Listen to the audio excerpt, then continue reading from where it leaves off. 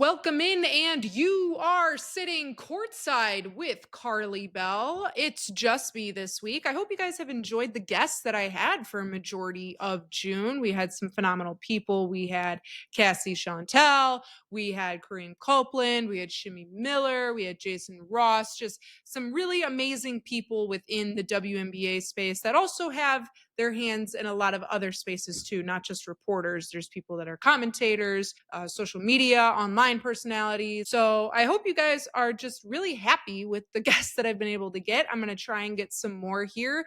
I have a couple more before the All-Star break, and then we'll see what I got in store for you at the All-Star game. Right now, the month of June is wrapping for the WNBA. Lots of things have happened in the WNBA, but before we're going to start with WNBA talk because on the day that I'm recording this, which is June 29th, Sunday evening, it was a monumental day for a very specific player in the WNBA, that player being Candace Parker, who had her number retired by the Los Angeles Sparks in their game against the Chicago Sky. And then, of course, her number is going to get retired later this year for the Chicago Sky later in August. I want to just talk about Candace Parker because, in my opinion, she's my GOAT. She's who I believe is the greatest women's basketball player of all time. The retirement ceremony was done very well, and there was something that was said by the PA announcer who said, and I want to make sure I get this quote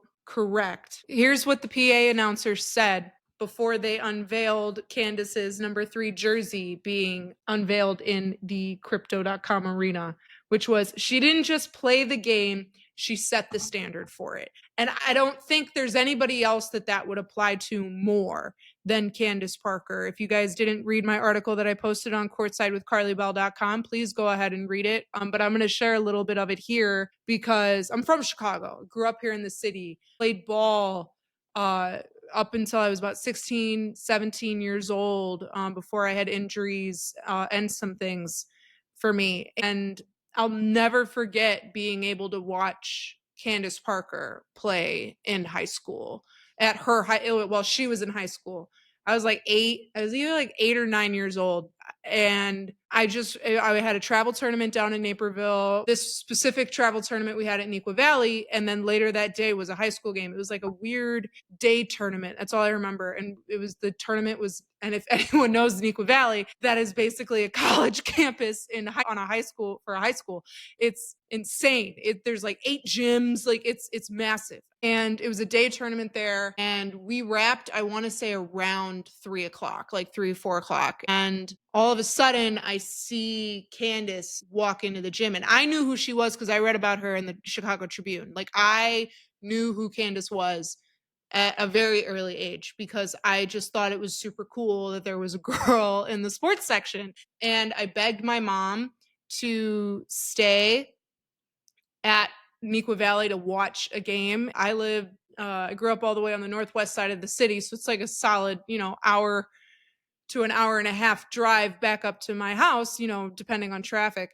And my mom was very kind and let me stay for about a quarter and a half. And I got to witness Candace Parker play in high school. And I was enamored almost instantly. And seeing her, there are 3 very important people that I saw when I was playing ball that had a huge impact on me. Kobe Bryant is one of them. Dee Brown, for any University of Illinois men's basketball fans that were a part of that, remember that 04-05 team under Bruce Weber, and Candace Parker. And I fell in love with her game. I loved how she played the game. I watched everything she did. And I talked about it the entire ride home. I said, oh my God, I got to see Candace Parker. I got to see Candace Parker. I got to see Candace Parker. And then she went off to Tennessee. And then that's how I found out about the WNBA, because they're like, she's going to get drafted number 1 overall. And I was like, what do you mean she's going to get drafted? I didn't know there was a pro women's league. And then from that point on, I found the W and I fell in love with the game. That's how I found out about Lisa Leslie. That's how I found out about Nneka Ogwumike. And that's how I found Diana Taurasi, Sue Bird. That's how I found out about a lot of these legends. And then from there, I did my research and I found all the old timers, and Teresa Weatherspoon, Cappy Pondexter, Coop, all of them. And so she played such a huge role in my love for the game of basketball. She is somebody that transcends more than basketball. She does way more than just stat lines, what she's done off the court. She's on a book tour right now. She's been an unbelievable analyst on the desk. I really want to see her do color commentary a lot more. That's me personally. You know, as a broadcast nerd, I think she'd do really well. We saw glimpses of it a little bit right when she retired, but I want to see her do more color commentary. And then she did some great stuff with Unrivaled. She's just unbelievable. And some people, you call it glazing or whatever. I don't really care, but like she is the greatest women's basketball player of all time. And it was so cool to see her. That speech she gave was unbelievable. What she said on the desk with LaChina and Angel Gray during the broadcast was fantastic. I said, this is what I say, that those first like 5-10 years of the W, those players got the cement working in the cement truck. And then Candace Parker through the 2019 class laid the foundation. They laid everything down. And then this 2019-2020 class onward has just built this unbelievable house that women's basketball in the WNBA has become. And a lot of that is due to what Candace Parker did for the game. And she's just somebody that I truly admire. You know, personally, I'd love to be back on a desk. You know, I'll be back on a desk eventually, but I'd love to share a desk with her one day and just pick her brain, because her IQ is just, it's really remarkable. It really is. It's just truly, truly unbelievable what Candace Parker does. Just end of sentence. So that's my Candace Parker spiel. But let's get into the rest of the WNBA. You know, I got to finally watch a full game of Golden State, you know, when they played the Sky, just because when they play, I'm either half asleep or they're playing while the Sky are playing. I haven't ever really been able to sit down and watch a full game. First off, I've said it all season, that court is phenomenal. They have really built up an unbelievable fan base there. It's really like you felt the energy through the screen. And Ball Hala is a phenomenal chef's kiss. Love that. Love that. And I'm really impressed with what Coach Natalie Nakase has been able to do with the Golden State Valkyries. I think everyone was a little, you know, historically expansion teams just don't do well. They just don't. You can look at every expansion team across the WNBA. That first season, they finished near the bottom of the pack. They're not, you know, they're a team that's still getting their feet wet, still trying to figure things out. But if you look at who's on that roster, and this is no shade to the people that are on that roster, but these are the players that teams were like, we can do without you. You're like the 7th to 10th player on our bench, you know, go have an opportunity to go have a great career in a new spot. And right now, Golden State, if the season was done right now, they'd be in the playoffs. Like, I don't think anyone anticipated that at all, which is really surprising. I think what Coach Natalie Nakase has done is she's found a way to build a really unbelievable culture. And also when your franchise in its first year is making a profit and is worth $500 million and you got money behind it and you're able to pour in resources and everything into this team, it says a lot. But also, I think she's really created a phenomenal system. They play real fast. You can tell that they also just have a lot of fun.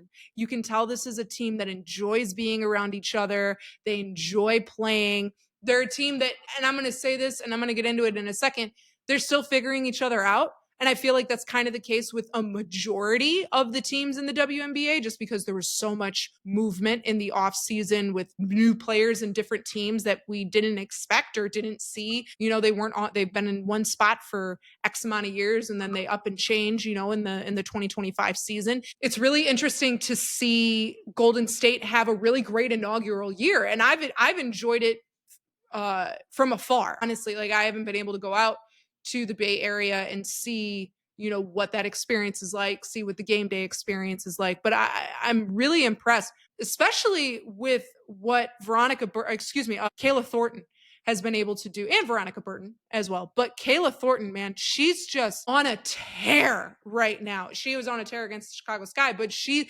just looks so comfortable in this spot. She's showcasing that she is a starter material because she came off the bench a lot, just because, New York's got a lot of people, but it was somebody that she's just really, you can tell she's settled in. She's really confident in how she plays. She's calm. She's poised. She's a great leader. You can feel her leadership on the court and how she moves, how she communicates. I think she's done a really great job for Golden State. I think that was a great pickup for Golden State in that expansion draft, was to get Kayla Thornton. Golden State, man, I'm just really impressed. One team, though, that I'm a little surprised by with how they're doing right now, just because they just haven't looked very good this past week, is the New York Liberty. And I know I've talked about them almost every single podcast because, they're the defending WNBA champs. They have some phenomenal players on their team. They acquired Natasha Cloud in the offseason. That's kind of been an X factor for them. But for whatever reason, they look flustered. They look disjointed. And I know they have injuries. I know not having Jonquel Jones is playing a huge factor because you don't have that paint presence like they normally do, but they still look off. I watched their game earlier this week, and not the game on Sunday against the Phoenix Mercury, which we're going to get into the Phoenix Mercury. Watch their game against Phoenix. First off, Phoenix looks fantastic. They have Kalia Copper back. When I saw them play here in Chicago, they're just a real dominant force that's playing really sound basketball at the right time. But for me, I saw that New York Liberty Mercury game. I thought it was going to be a lot more competitive than what it ended up being. It was competitive for about a half-ish, and then Phoenix just ran away with it. And then they were able to come back and make it competitive late. But I was still shocked at what's going on. And I wish I could put my finger on what it is. I think injuries absolutely has a huge factor into it because they're trying to figure their team out without some key players in the lineup. But they still they look disjointed.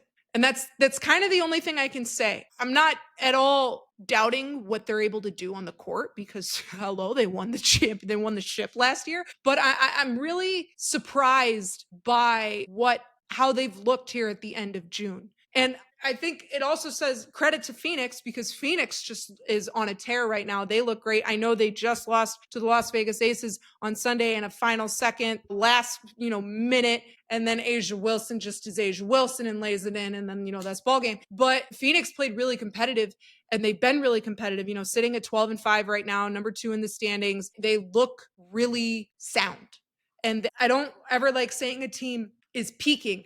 I think they're just starting to play their highest level of basketball at the right time. Now that you have Ka back, now that you have AT back, now that you have some people back for you, they're without Lexi Held for a bit, but Satu Sabali obviously also doing great things, Simi Wickham doing great things, but Ka and AT being back and fully healthy is doing really phenomenal. And there was something that was said earlier this week by Kelsey Plum that I want to get into. If you join the Patreon, and I apologize before I get into it, I apologize, patrons, for not giving you an episode this past week. I did not sound good. My voice was terrible. I was talking for 4 days straight. I needed to give myself a voice break or else I was going to lose my voice and I wouldn't be able to give a podcast for you guys this week. I will have something for the Patreon though, this week on Thursday to discuss everything for the Commissioner's Cup. So make sure you join the Patreon, which is patreon.com/courtside with Karli Bell. But I kind of got into it on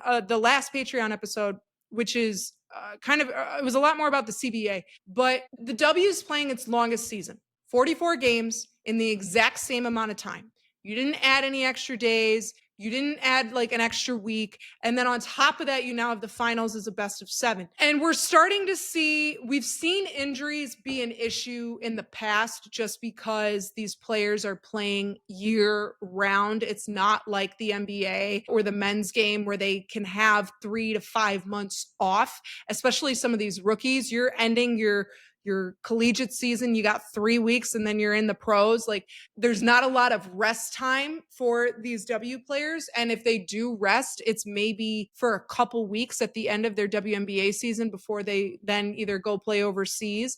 Now that Athletes Unlimited and Unrivaled are becoming more prominent, you're starting to see that rest period be a little bit longer, but it's still not what the men have. We're seeing some low scores, we're seeing shooting slumps, and we're seeing an influx in injuries. And a lot of that has to do with this 44 game schedule, in my opinion. I think we've seen parts of this season where some teams are playing upwards of 6 games in 10 days, 5 games in a week. Like it's incredibly cramped. You're fitting so much ball in like the littlest amount of time and not giving these women the opportunity to rest their bodies. And I think I believe that this should be a point that the women make in regards to the CBA negotiations, because player safety is something that the W says that they support, but and they put policies out there, but the actions haven't really shown it. Specifically, we've seen players be approached by fans on the way to their hotel. We've seen players be approached at the airport. We've seen like that safety security is not there. And then when I also mean safety is safety, body health. And we're seeing more injuries this year. And they're sometimes injuries that last for like a week to 10 days. Sometimes they're longer than that. We saw Courtney Vandersloot with the ACL tear. We've seen a couple others that have had ACL tears, Georgia Amore, Nika Mule, Jordan Horston. We've seen and we've also seen, Caitlin Clark out with the groin injury. We've also seen some others that have had, rib injuries, like Asia was out with a concussion. Like there's been injuries kind of all over the place in the W. And I really think that this is something that the women need to discuss in their CBA negotiations moving forward. It's not just player salaries, revenue, all of that. That's 1,000%. That's incredibly important, should be one of the top priorities. But I also feel like you need to start discussing your schedule. You need to start discussing either adding an extra 2 to 3 weeks at the end of your regular season, or starting the season later and having, your playoffs run into like Halloween, November. So like start the season, Memorial Day or even later June 1st, and have the season then end by the end of September. And then you have playoffs throughout October and it's done by November 1st. And then, you're still getting time off. You're giving a longer training camp. In some cases, you're also allowing these college grads that are coming out of the draft to finish school, spend their last like couple weeks on campus, get their graduation and be able to walk, because some of these women don't get the opportunity to walk at their graduation. So it's one of those things where I'm like, I think it's something that needs to be discussed. I really do. I think it's something that I hope these women really discuss here lately. And Kelsey Plum kind of said it earlier, I think it was on Twitter earlier this week, that the reason there's so many shooting slips is because they're tired. And I wouldn't blame them. You're playing how many games and how many days. And the scheduling also for certain teams is a little insane. Like just from a Sky standpoint, the Sky play the Lynx 4 times in like 2 weeks. You play Indiana once a month. There's certain things I'm like, what are you doing? I'd rather see an even distribution, because conferences really aren't a thing yet, just because you need more teams. I would really like to see more even distribution of who plays who. I understand they're trying to promote conference and have people play in their conference, your conference opponents a little bit more. I get that, but spread it out, space it out. And I know travel has something to do with it, but you could still space it out. Before we get into Chicago Sky Talk, make sure you follow us on Twitter, Instagram, TikTok, Threads, Blue Sky, at Courtside KB. Check out our website that is free for all of you, where I will be having a nice little breakdown of the last month of the Chicago Skies, especially in June. I'm going to break down all of June here for you on our website, courtsidewithkarlibell.com. And then if you enjoy these extended, exclusive content, I've done film breakdowns, I've done history lessons, I'm going to take some Q&As eventually. That's on our Patreon, which is patreon.com/courtsidewithkarlibell. All right. Thanks for listening for all the WNBA stuff. Let's get into the Chicago Sky. First off, Angel Reese is on a tear. She has been incredible the month of June. She said it after the Sparks game on Sunday, which is, She was really frustrated with herself in opening those first 7 to 8 games of the season. Wasn't happy that she wasn't finishing and the efficiency wasn't there. All that. But ever since that like 9th, 10th game of the year, she's just been going. She's averaging a double-double. She leads the league in rebounds. She actually has a higher shooting percentage from the three-point line than some hot three-point shooters in the league. Like it's kind of really impressive. She put up her first career triple-double this month. Was flirting with one against the LA Sparks. Like she has just been on a tear. And I said it when she got into the league, when she was on Mark Schindler's podcast. They've got now. Please go listen to it if you want. I have said this from the beginning that she is going to be a Candace Parker, Asia Wilson level type player. She is averaging a double-double. The Sky have played 16 games and she's put up 10 double-doubles. And she's also put up a triple-double where her assist numbers are through the roof. Like she has just been so incredible. She started out real slow. I'm going to give her that. But I also believe that had to do with her learning a brand new position in a brand new system. You know, last year under Teresa Weatherspoon, she was really asked to just stay down low. They weren't really pushing her to expand her shot range. They weren't pushing her to be a facilitator. They weren't pushing her to do anything more than stay in that restricted area and around the paint. And now she has just been dominant across the board. Like she's shooting, I believe over these last 3 games, I'm going to look this up. What is she shooting over these last few games here? Just looking at these last 4 or 5 games, I'm going to say these last 4 games, she's shooting just around 45% from the floor. We're seeing that she's taking more threes, which is a good thing to see. She's also taking more shots than just around the rim. She's taking the mid-range. We're seeing her do the pull-up at, the elbow, at the nail. We're seeing that mid-range slowly develop. It's getting there. The confidence in taking those shots is what matters.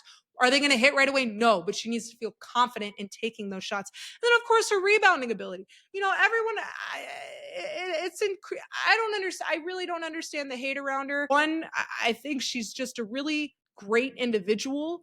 Being around her and covering her these last 2 years, she is just joyful. She really loves what she does. You can tell how much she loves basketball and how much she enjoys this sport and loves playing it. And she just has this motor. She has this ability to kick into like another gear that when she's out there, that swag, that confidence, that competitiveness is on full display. She is just an incredible player to watch. Really think give her, a couple more years. She is going to be one of the most dominant, lethal players in the WNBA. People thought I was crazy when I said that when she came in, but I saw it. She was averaging a double-double in college. Do you know how hard it is to average a double-double, even collegiate sphere, whatever? She's doing that in her second year in the WNBA. She's averaging a double-double. Also in her second year in the WNBA. Now number 5 on the Sky's all-time offensive rebounds list, and number 10 on the Sky's all-time rebounds list. And she's only not even 15, 16 games through her second year in the WNBA. Rebounding does more than what people think. And I'm going to say it again. Even if you take out the rebounds of her own misses, she still leads the league by a mile in rebounding. She is incredibly impressive. I want to see her continue this confidence. I want to see her just continue to embrace this role as the point forward. You're seeing her facilitate. I'm really impressed with her assist ability. Honestly, I was really surprised by it in preseason just because we didn't see that last year. Now, seeing it this year, I'm just blown away. Once she gets comfortable with that mid-range, 3-pointers, whatever, maybe it's a me thing, just because you can hit a 3-pointer, that's great. I am way more impressed by efficiency in the mid-range and the paint because that's where more bodies are. You're dealing with more hands in your face. You're dealing with more contact. You're dealing with more things that are happening around you than at the 3-point line. You may have a hand in your face, but you're not surrounded by, 4 or 5 people. I think she's going to be incredible. And I'm really impressed with the trajectory that her career is showing. She's just looking more confident. She's more efficient. I'm really impressed. I don't really have anything else to say about that outside of the fact that I'm really impressed. Obviously, Let's get into Camila Cardoso now. Camila Cardoso will be away for a little bit as she is playing in America Cup representing her home country in Brazil, which fantastic. You love to hear that. You always want to see players represent their home country. I'm always for it. However, I was nervous with how this guy would adapt to not having, a 6'7" body inside. And Elizabeth Williams stepped up big time, especially against the Sparks. That Golden State game, and Coach Marsh even said it after the Sparks game, that Ewell believed and felt that she didn't give enough in that Golden State game and that she left it short. And from a stat line perspective, I would agree with that statement, but then she really made up for it. You saw she wanted that ball right away in that Sparks game. And she's like, please, let me just get comfortable and get down there. And she looks great. Was just a rebound short of a double-double, 12 points, 9 rebounds against the LA Sparks, also with a couple blocks in there.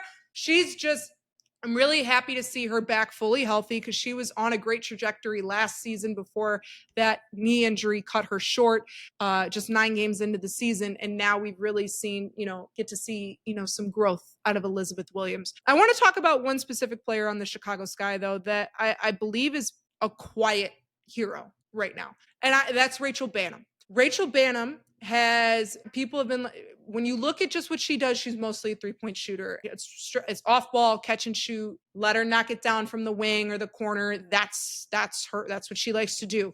But with Courtney Vandersloot out, and we saw what the experiment was like with Hailey Van Lith running the point. Hailey Van Lith is not ready yet. Keyword, yet. I think she needs more time. I think Hailey Van Lith just needs to sit and watch and get reps in practice, get a couple minutes in a game here and there. Rachel Banham has taken on this role of point guard because you saw the experiment with Ariel Atkins. That did not go well for the team or for Ariel. You could tell Ariel was overthinking. She was trying to do too much. She was forcing things. And she didn't have good performances offensively, and neither did the team. You need to have Ariel stay off ball, and that's kind of what we've seen. Rachel Banham in the point guard position has been really interesting to watch, but I believe she should get some flowers here because this is not what she does. She is not a point guard. That's not what I'm not going to say that's not what she enjoys doing, but that's just not what her game is. Her game is shooting. She is a shooting guard. That's what she likes to do everything in the perimeter. What she's done as a point guard, she's found a way to slow down the offense, allow her teammates to get to their spots, and at least get the offense going. But you've kind of seen it, and Shimmy Miller said it a few weeks ago, you're going to see a point guard by committee. And I also believe not only is it like a point guard, but you have Angel and Rachel both trying to facilitate and lead an offense depending on what the situation is in the game. And what I'm really impressed by in Rachel Banham is, yes, she can hit the 3. We know that. She's very efficient there, especially at the Sparks game. Rachel Banham was driving. We saw her go inside and then made this nice little lay-in. And I sat back and I was like, Rachel driving in the lane. I never thought in a million years I'd see Rachel Banham driving in the lane, but she did.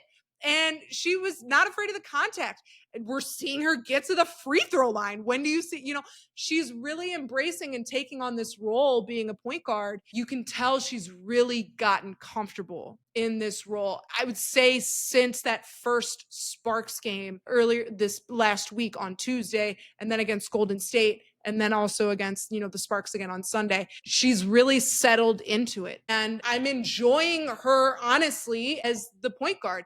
Lineup rotations are still something that I think Marsh is trying to figure out. The starting lineup that he had against the Sparks on Sunday was Banham, Atkins, Allen, Reese, and Williams, which I think while Camilla's out, that's what you do. You have Reese at the 4, you have Williams at the 5, and then you have Rachel Banham at the 1 and Ariel Atkins at the 2. That 3, the Kia Nurse coming off the bench has provided a lot of electricity. She's been doing very well these last couple of games in double-digit scoring, finally finding the 3-point line. You can tell she's getting comfortable there. I think keeping her as that first option off the bench is a good idea. Rebecca Allen is not doing what I thought she was going to do in the starting lineup because she was that electric bench energy, at the start of the season. And since entering the lineup, it's like, average of like 5 to 8 points, or a couple rebounds, a couple assists. You're not seeing, across the stat sheet like you are in other players. I'm not saying she's not good at what she's doing. She's obviously doing well, but if you want, that double-digit scoring across your entire starting lineup, I think then something that I would be intrigued by, and I put it out on Twitter, is having Michaela start at the 3.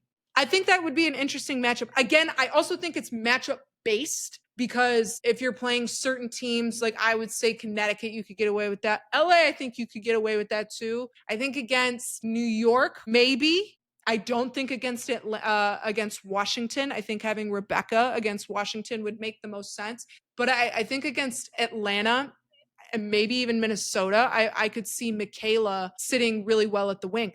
But you can tell Marcia's still trying to figure out these rotations. And Rachel Banham being the leader of this offense, one, I don't think is what anyone anticipated. You're seeing Mariah Jefferson come back slowly but surely now that she's cleared with that leg injury. You're seeing her get minutes here and there off the bench as that like backup point guard for right now. But I'm really impressed with what Rachel's doing. She's got great court vision. She's not creating a lot of turnovers, because that's kind of what you saw with Ariel Atkins leading the offense, is you saw a lot of turnovers because Atkins was trying to force things. She's overthinking.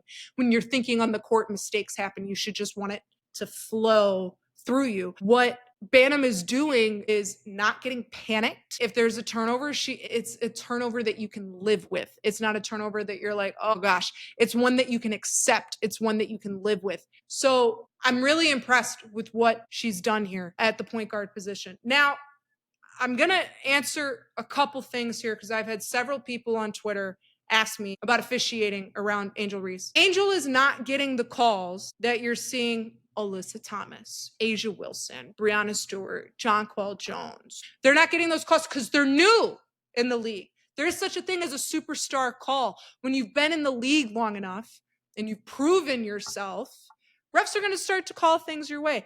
However, I have seen that the whistle sometimes, and this is not just with this guy, this is across the board. The whistles this year have just been interesting whistles. And I'm going to leave it at that, because to go into it, I think is one, I don't have enough time, but two, I think there are some calls. Like what was crazy is against Golden State, that whistle was tight. Couldn't get away with anything. But then against the Sparks on Sunday for this guy, loose whistle. A lot of things going, a lot of things happening. And, I'm confused. There's no consistency. If I'm a ref, and as someone who has refed for a little bit, I call it consistent. I don't care who's playing. I don't care what the name on your jersey says. I don't care who you play for. I don't care who your coach is. If you make a foul, you make a foul. If you don't make a foul, you don't make a foul. If I don't see it, I don't see it. You have to be consistent. And that's the one thing I want to see out of the officials. But right now, Sky had a real rough start to the season. Now sitting at 5-11, it's their worst start since 2017. But I will say that they are playing that momentum that they found before Vandersloot went down. They found it again here at the end of June. So we'll see how they look against Minnesota. They play the Lynx on July 6th. At Minnesota. So I'm intrigued to see what happens there. But what's crazy is a lot of the league has a couple days off because of the Commissioner's Cup Championship that will take place on Tuesday. Again, I'm going to have a full breakdown of the Commissioner's Cup history, what it means. I really like it, honestly. I like the charity aspect of it. I'm going to break all that down on the Patreon, film breakdown included. So I've done a lot of film breakdowns of just Sky stuff. I'm going to break down some other teams. So you can see that there on patreon.com/courtside with Karli Bell. That's all I got for you this week. Wanted to delve a little bit more into the W this week than the Sky, but we're going to start getting back into the Sky as we get closer and closer to the All-Star game. But that's all I have here on this week's episode of Courtside with Karli Bell. Make sure you follow us on Twitter, TikTok, Instagram, Threads, Blue Sky, at Courtside KB. If you're on our YouTube, make sure you like, comment, subscribe to our YouTube channel, which is Courtside with Karli Bell. Join that Patreon, patreon.com/Courtside with Karli Bell. Check out our website, courtsidewithkarlibell.com. I knocked that out in 30 seconds. Really proud of myself. Long podcast for you this week, but that's all I have for you now. And I'll catch you next time on the sidelines.